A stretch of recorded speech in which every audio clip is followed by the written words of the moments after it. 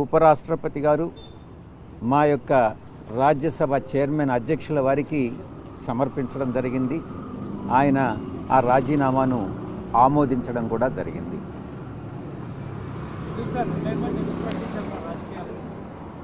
పూర్తిగా వ్యక్తిగత కారణాల వల్ల రాజీనామా మాత్రమే కాదు, రాజకీయాల నుంచి కూడా తప్పుకోవాలన్నటువంటి నిర్ణయాన్ని తీసుకోవడం జరిగింది. వైఎస్ఆర్ కాంగ్రెస్ పార్టీ కష్టాల్లో ఉన్న సమయంలో మీరు పార్టీని వదిలేసి వెళ్ళిపోయారనే విమర్శలు కూడా వస్తున్నాయి. వైఎస్ఆర్ కాంగ్రెస్ పార్టీ 2019 ఎన్నికల్లో 151 స్థానాలు సాధించుకున్నది. 2024 ఎన్నికల్లో 40% ఓటింగ్ సాధించుకున్నది. జగన్మోహన్ రెడ్డి గారు అత్యంత ప్రజాదరణ కలిగినటువంటి నాయకులు. నాలాంటి వాళ్ళు 1000 మంది పార్టీని వీడినా కూడా ఆయనకున్న ప్రజాదరణ తగ్గదు అన్నటువంటిది నా ఉద్దేశం. సార్, మీరు రాజీనామా కానీ ఇవన్నీ విషయాలు గతంలో ఏమన్నా జగన్మోహన్ రెడ్డి గారి దృష్టికి తీసుకెళ్లారా? లేదు, నేను వ్యక్తిగత కారణాలతో రాజీనామా చేయాలనుకుంటున్నాను అనేటువంటి అంశాన్ని మీ పార్టీలో ఉన్న ముఖ్యులకు కానీ జగన్ గారి దృష్టికి కానీ తీసుకువెళ్ళారా? రాజకీయాల నుంచి తప్పుకోవాలని వ్యక్తిగత కారణాల వల్ల నేను నిర్ణయించుకున్న తర్వాత జగన్మోహన్ రెడ్డి గారు లండన్లో ఉన్నారు. ఆయనతో నేను ఫోన్లో మాట్లాడి అన్నీ చాలా వివరంగా వివరించడం జరిగింది. అన్నీ వివరించిన తర్వాతనే నేను ఈ రాజీనామా పత్రాన్ని అధ్యక్షుల వారికి సమర్పించడం జరిగింది. మీరు ఆ విషయాలు చెప్పినప్పుడు ఆయన ఏ రకంగా స్పందించారు సార్ జగన్ గారు? ఒక్కొక్కరు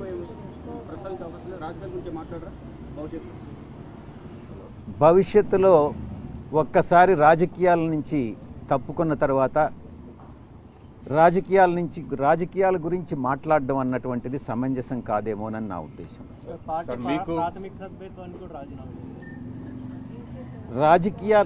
రాజకీయాల నుంచి తప్పుకున్న తర్వాత ఇక ప్రాథమిక సభ్యత్వం అన్నటువంటిది ఎలా ఉంటుంది? వెళ్ళిన తర్వాత రాజీనామా సమర్పించడం జరుగుతుంది. ఇది ఒక ప్లాన్ ప్రకారం జరుగుతుంది అనేది ఒక విమర్శ వస్తుంది. గతంలో టీడీపీ నుంచి ఎంపీలు బీజేపీకి వెళ్ళారు. అలాగే విజయసాయి రెడ్డి రాజీనామా చేసిన తర్వాత అలాగే వైసీపీ వాళ్ళు వెళ్ళిన తర్వాత బీజేపీలో చేరతారనే ప్రచారం జరుగుతుంది. నేను బీజేపీలో చేరతానని గతంలో ఏదైతే టీడీపీ వాళ్ళు రాజీనామా మీరు కూడా బీజేపీలోకి వెళ్తారనేటువంటి ప్రచారం కూడా జరుగుతుంది. రాజీనామా చేశారు, ఆయనకు బీజేపీ టికెట్ మళ్ళీ బీజేపీ ఆయన ప్లేస్ ని రీప్లేస్ చేసింది, ఆయనకే ఇచ్చింది. మీరు రాజీనామా చేశారు, మీకు కూడా అట్లాంటిది వస్తుంది అనేది చర్చ నడుస్తుంది. నా సుదీర్ఘ రాజకీయ జీవితంలో నాకు తెలిసి నేను ఏ రోజు అబద్ధాలు చెప్పలేదు.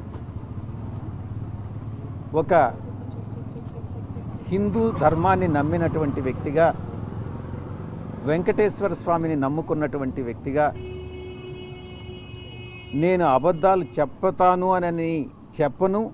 అలా చెప్పుతాను అని ఎవరైనా నమ్మినట్లయితే అది మీ యొక్క విజ్ఞతకే వదిలేస్తున్నాను.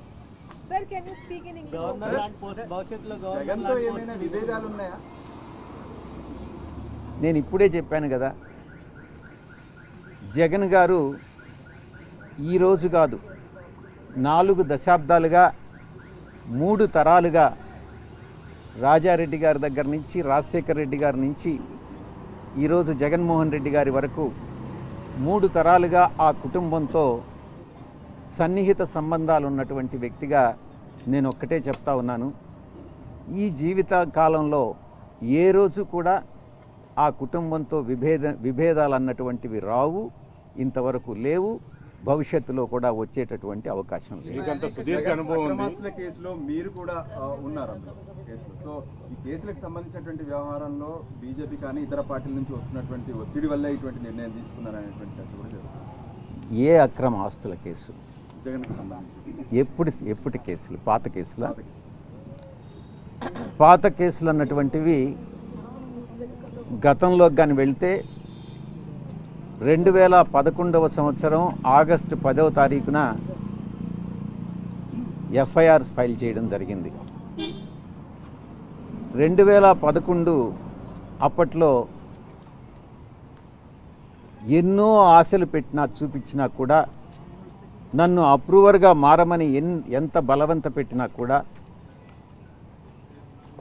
దైవాన్ని నమ్ముకున్నటువంటి ఒక వ్యక్తిగా, ఆ కుటుంబానికి సన్నిహిత సంబంధాలు కలిగినటువంటి వ్యక్తిగా నేను అప్రూవర్ కావడానికి నిరాకరించాను. ఆ రోజు పరిస్థితే ఈరోజు కూడా. ఎటువంటి పరిస్థితుల్లో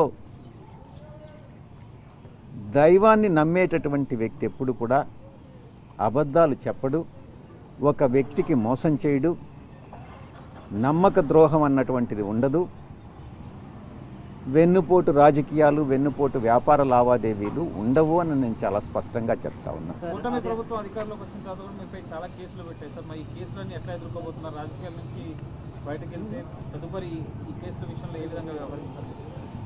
కూటమి ప్రభుత్వం అధికారంలోకి వచ్చిన తర్వాత నా మీద మొట్టమొదటిగా పెట్టినటువంటి case Kakinada seaports limited case. నేను ఒక్కటే చెప్తా ఉన్నా, ఇంతవరకు నా మీద లుకౌట్ నోటీస్ ఇచ్చారు, నన్ను అక్యూజ్డ్ నెంబర్ 2గా చేశారు. నేను గతంలో కూడా ఈడీ ముందు ఇంతవరకు నన్ను సిఐడి పిలవలేదు. ఈడీ వాళ్ళు పిలిచినప్పుడు నేను ఒక్కటే చెప్పాను, ఆ వెంకటేశ్వర స్వామి సాక్షిగా కేవీ రావు అనేటటువంటి వ్యక్తి ఏదైనా ఒక సోషల్ ఫంక్షన్లో కలిస్తే నమస్తే నమస్తే అని చెప్పడమే కానీ, ఆయనతో నాకు ఎటువంటి సన్నిహిత సంబంధాలు కానీ వ్యాపార లావాదేవీలు కానీ లేవు, నా మీద చేసినటువంటి ఆరోపణలన్నీ తప్పు అన్నటువంటిది చాలా స్పష్టంగా చెప్పడం జరిగింది. నేను వెళతాను, ఆయన్ని రమ్మనండి, ఆ దేవదేవులైనటువంటి వెంకటేశ్వర స్వామి మీద ప్రమాణం చేస్తాము అని మరొక్కసారి మీ ముందు నేను చెప్తా ఉన్నా. కేవీ రావు గారు చెప్పేది నిజంగానైతే ఆయన పిల్లల మీద ప్రమాణం చేసి చెప్పమని చెప్పండి, నేను చెప్పేది నేను నిజంగా విక్రాంత్ రెడ్డిని ఆయన దగ్గరికి పంపించాను అని అన్నటువంటి విషయం నేను నా పిల్లల మీద ప్రమాణం చేసి నేను చెప్తాను. నాకు కాకినాడ సీపోర్ట్ విషయంగా ఆ ట్రాన్సాక్షన్ గురించి ఏ రోజు నాకు ఎవ్వరూ చెప్పలేదు, నాకు తెలియదు. కేసు పెట్టిన తర్వాత పూర్తిగా వివరాలన్నీ సేకరించిన తర్వాత అప్పుడే నాకు కాకినాడ సీపోర్ట్ అరబిందో వాళ్ళు అక్వైర్ చేశారు, 42% ఏదో అక్వైర్ చేశారు అన్నటువంటి విషయం తెలిసింది.